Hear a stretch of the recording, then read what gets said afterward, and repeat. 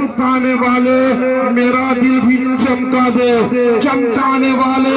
تو زندہ ہے واللہ، تو زندہ ہے واللہ، میری چشم عالم سے چھپ جانے والے ایک مرتبہ اور نبی اور آل نبی پر درود شریف پڑھ لیجئے۔ اللہم صلی علی سیدنا شفیعنا نبینا مولانا محمد بارک وسلم، صلاۃ و سلام علیک یا رسول اللہ یا حبیب اللہ۔ غالباً 8:30 بجے سے لے کر کے اب تک آپ لوگوں نے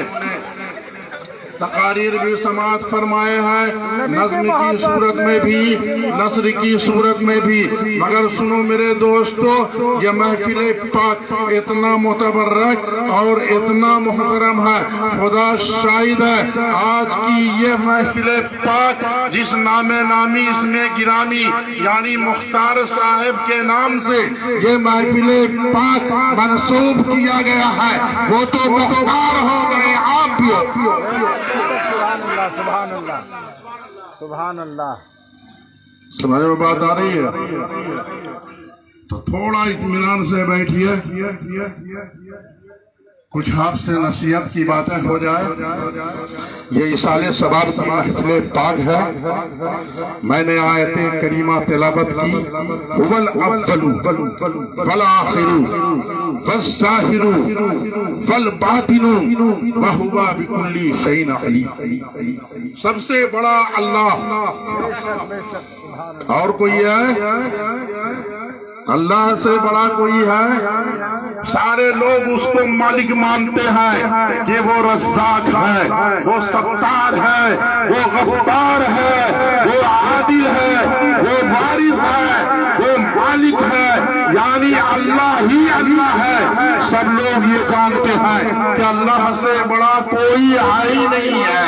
اللہ کا نعرہ لگاؤ، اللہ ہی اللہ، اللہ ہی اللہ، اس سے بڑا کوئی نہیں۔ مالک و مولا نے چاہا میں اپنی تنہائی دور کروں، میں اپنا اکیلا پن دور کروں، یعنی اللہ اکیلا تھا، کوئی دوسرا نہیں، کوئی ہی نہیں ہے۔ مولا نے چاہا کہ ایک کو بنا لوں تو بڑا مزہ آئے گا، ایک کو پیدا کروں تو بہت اچھا ہوگا، ایک کو وجود میں لاؤں تو بہت بہتر ہوگا۔ شیخ محدث عبدالحق دہلوی رحمت اللہ علیہ ارشاد فرماتے ہیں کہ مالک و مولا اپنے نور سے اپنے حبیب کے نور کو پیدا کیا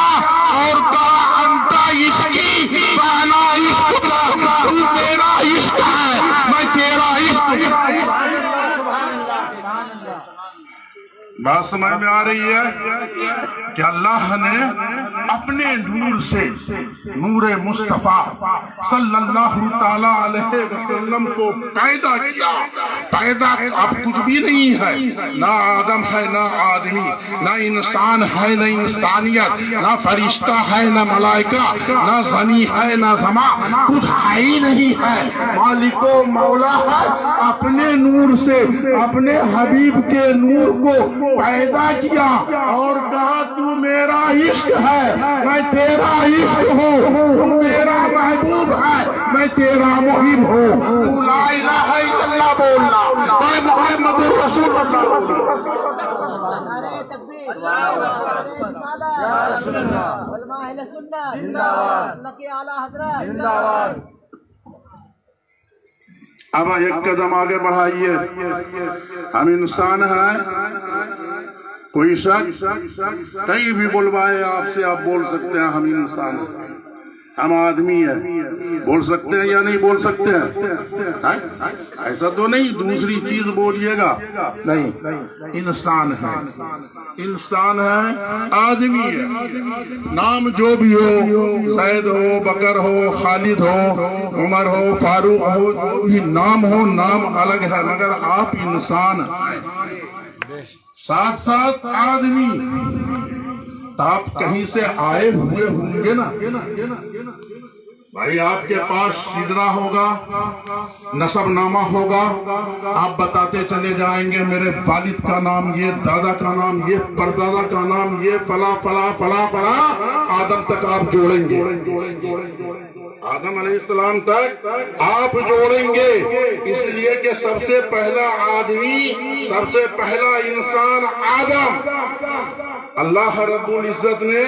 اللہ کے رسول کو پیدا کیا، فرشتوں کو پیدا کیا، زمین و سما کو پیدا کیا۔ مالک و مولا نے فرشتوں سے کہا، اے فرشتوں سنو، میں چاہتا ہوں کہ مٹی سے ایک مخلوق کو پیدا کروں، میں چاہتا ہوں ایک جماعت اس سے بناؤ، میں چاہتا ہوں کہ ایک ایسی مخلوق پیدا کروں۔ فرشتوں نے کہا، مولا ہم تیری عبادت کے لیے کافی ہے، ہمیں تیری بندگی کے لیے کافی ہے، جو تو کہتا ہے وہ کر رہا ہوں، سجدہ کروا رہا ہے سجدہ کر رہا ہوں، رکوع کروا رہا ہے رکوع کر رہا ہوں، جو حکم دے دیا میں بجا لاتا ہوں۔ اب پیدا کرنے کی ضرورت نہیں ہے، تیری تسبیح و تحلیل کے لیے ہم کافی ہے، تیرے ذکر اذکار کے لیے ہم کافی ہے۔ مولا نے کہا، انی عالم ما لا تعلم، جو میں جانتا ہوں تو نہیں جانتا ہے۔ الی غیر نہایا، فرشتے مٹی لے کر کے خدا کی بارگاہ میں گئے۔ مالک و مولا نے آدم کا مجسمہ بنایا، آدم کا پتلا بنایا، آدم کا بت تیار کیا، روح کو پیدا کیا۔ سمجھ میں بات آ رہی ہے؟ کچھ ہاں ہوں بولیے گا تو میں سمجھوں گا کہ سمجھا، اس لیے کہ رات تو زیادہ گزر گئی ہے، 12 کے بعد ایسے بھی سب کا 12 بجتا ہے، چاہے ہم ہو یا آپ، یہ ہیں یا وہ، رات کافی گزر گئی ہے، مگر مالک کا کرم ہے کہ آپ کا جوش، آپ کو کا ہوش دیکھ کر کے میری بھی طبیعت خوش ہے کہ ہم آپ کے ساتھ شامل ہو جاتے ہیں۔ تو آپ سمجھنے کی کوشش کیجئے، میں سمجھانے کی کوشش کروں گا۔ میں جان گیا اگر کہ آپ سمجھ گئے ہیں، قسم ہے اس وحدہ لا شریک کی کہ میں سمجھوں گا کہ شاعر اسلام مظفر عارفی کا مجھ کو بلانا کامیاب ہو گیا۔ اور اگر آپ نہیں سمجھ پائے، اگر آپ نے نہیں سمجھا، یہی کہیں گے ایک حضرت تشریف لائے تھے، جبہ تھا، تاج تھا، حضرت بہت اچھا بولے، ہم تو کچھ سمجھا ہی نہیں۔ تو فائدہ کیا ہوا میرے دوستو کہ اگر آپ کچھ نہ سمجھیں تو نیند بھی خراب ہو گئی، آپ کا آرام بھی گیا، آپ کی عائش بھی گئی، آپ کا آرام بھی چلا گیا، تو فائدہ کیا ہوا؟ تھوڑا اسی طرح توجہ کے ساتھ، جہاں آپ نہیں سمجھیں گے کھڑے ہو جائیں گے، میں اس کو دوسرے ڈھنگ سے سمجھا دوں گا، دوسرے انداز سے آپ کو بتا دوں گا۔ آدم کو اللہ نے پیدا کیا، قالب تیار کیا، خود اس کا بنا ڈالا، میرے دوستو روح کو پیدا کیا، اللہ نے روح کو حکم دیا۔ غور سے سننا میرے دوستو، بڑی اچھی بات بتا رہا ہوں، اللہ نے روح کو حکم دیا، اے روح آدم میں جا، اے روح آدم میں جا۔ کس کا حکم ہے؟ مانے گا یا نہیں مانے گا؟ اگر جو نہیں مانتا ہو تو گڑبڑ ہوا نا۔ ارے اللہ سے بڑا کوئی ہے ہی نہیں ہے، اللہ سے بڑا کوئی ہے ہی نہیں ہے۔ اللہ نے روح کو پیدا کیا، روح کو حکم دیا، اے روح آدم میں جا۔ مفسران کرام بیان فرماتے ہیں کہ روح جاتی تھی نکل آتی تھی، آدم کے اندر آدم کی روح جاتی تھی نکل آتی تھی۔ نکلنا چاہیے یا رہنا چاہیے؟ آپ بولیے بھائی، روح کو رہنا چاہیے کہ نکلنا چاہیے؟ رہنا چاہیے نا، اللہ کا حکم ہے، کوئی بندہ کا نہیں، مولانا کا نہیں، شاعر اسلام کا نہیں، بوڑھا پروت بزرگوں کا نہیں، کسی کا نہیں، یہ تو اللہ کا حکم ہے، رکنا چاہیے۔ مگر جاتی تو تھی، وہاں سے آ جاتی تھی، اور جب روح نکل جاتی ہے تو ہم اس انسان کو گھر میں نہیں رکھتے ہیں، چاہے اس سے کتنوں ہی محبت ہو، چاہے اس کی دولت پہ ہم عائش کریں، اس کے مال و دولت پر ہم قبضہ کریں، جب انسان سے روح نکل جائے گی اس انسان کو ہم رکھیں گے نہیں، جلدی سے جلدی اپنی نظروں سے اس کو دور کرنے کی کوشش کریں گے۔ میرے دوستو، آدم کے اندر جاتی تھی نکل آتی تھی، نکل آتی تھی۔ اللہ نے روح سے پوچھا، اللہ نے روح سے پوچھا، اے روح رہتی کیوں نہیں ہے، کیوں نکلتی ہے؟ میرا حکم ہے تم آدم میں جا، تو جا تو وہاں رہتی کیوں نہیں ہے؟ اللہ اللہ نے جب کہا روح نے خدا کی بارگاہ میں التجا کیا کریمہ کار سازا بندہ نوازا آدم میں جاتی ہوں تو وحشت ہی وحشت نظر آتا ہے اندھیرا ہی اندھیرا ہے خوف ہی خوف ہے وہاں میں نہیں رہ سکتی ہوں تو مالک کو مولا کو حکم دینا چاہیے کہ اے روح وہاں جا ہم چراغ ڈال دیں گے ہم روشنی پیدا کر دیں گے ہم نور پیدا کر دیں گے ہم آدم کے وجود کو روشن و منور کر دیں گے مگر اللہ یہ نہیں کہا فرشتوں سے کہا اے میرے فرشتوں سنو سنو عرش قدسی پہ چلے جاؤ میرے محبوب کا نور جلوہ فغن ہوگا اس نور کا ایک ٹکڑا لاؤ آدم کی پیشانی میں لگاؤ مفسران کرام بیان کرتے ہیں کہ جب فرشتے نور مصطفیٰ کو آدم کی پیشانی میں لگایا اب اللہ نے جب روح سے کہا اے روح آدم میں جا روح گئی تو نکلی ہی نعرہ رسالت اہل سنت بہت اچھے حضرت ماشاءاللہ ماشاءاللہ بہت اچھے مخدوم اشرف زندہ آباد مخدوم اشرف زندہ آباد واہ اب علماء سے پوچھو آدم کا پیدا کرنے والا اللہ ہے یا رسول اللہ یہ تو رہی گئی ایک بات چلو سمجھنا کبھی 12 سال آپ کو بھی پڑھنا ہوگا تب نا ابھی تو پہلے قرآن پڑھیے قرآن کے قاری آپ بنیے آپ اپنے والدین کو بنائیے بچوں کو بنائیے ماں اور بہنوں کو قرآن پڑھائیے جب قرآن پڑھائیں گے اور ساتھ میں کنز الایمان پڑھائیں گے تو آپ کے گھر میں روشنی ہی روشنی ہوگی آپ کا قلب و فکر منور ہی منور ہوگا روشن ہوگا پہلے قرآن پڑھیے اور ساتھ میں امام اہل سنت قاطع کفر و ضلالت مجدد دین و ملت امام احمد رضا خان فاضل بریلوی رضی المولا کا ترجمہ کرنا کنز الایمان پڑھوائیے جب کنز الایمان آپ اپنے بچوں کو اپنی بچیوں کو اپنی ماں کو اپنی بہنوں کو پڑھواؤ گے تو قسم ہے اس وحدہ لا شریک کی اس کا سینہ روشن و منور ہوگا اس کا چہرہ ترقشاں ہوگا اس کا ذہن معمور ہوگا پڑھوا کر کے تو دیکھیے پتا چل گیا آدم کے اندر جب حضرت اللہ کے حبیب کا نور مصطفیٰ اس کی پیشانی میں لگایا گیا اب روح کو کہا گیا اے روح آدم میں جا روح گئی تو نکلی ہی نہیں آدم تھے کہاں جنت میں کہاں تھے سمجھ رہے ہیں آدم جنت میں اور جنت سے آدم زمین پہ آئے آگئے نا مگر تھا اس کا گھر کہاں بولو نا بھائی جنت میں بولیے آپ اولاد کس کی ہو آدم کے ارے اولاد کس کی ہو بولو نا بھائی کرنا نہ کرنا وہ تو الگ بات ہے ہمارے مولانا قاری اسرائیل صاحب نے بہت اچھے انداز میں نصیحت آمیز تقریر کی آپ کو ماننا نہ ماننا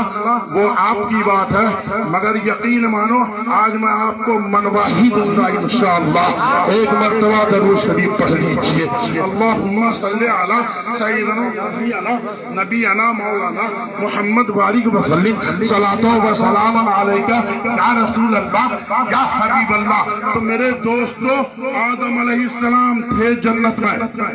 سمجھ میں بات آ رہی جنت سے زمین پر تشریف لائے ہم اسی کی اولاد ہیں آدم کی اولاد ہیں اس لیے ہمیں آدمی لوگ بولتے ہیں ہمیں انسان بولتے ہیں آدم بھی انسان ہم بھی انسان آدم آدمی ہم بھی آدمی بات سمجھ میں آ رہی ہے تو ہمارا گھر کہاں ہے ارے بولو نہیں یار گھر کہاں ہے جنت ارے ہمارا گھر بیلاری ہے یا نہیں ہے ابھی اسلام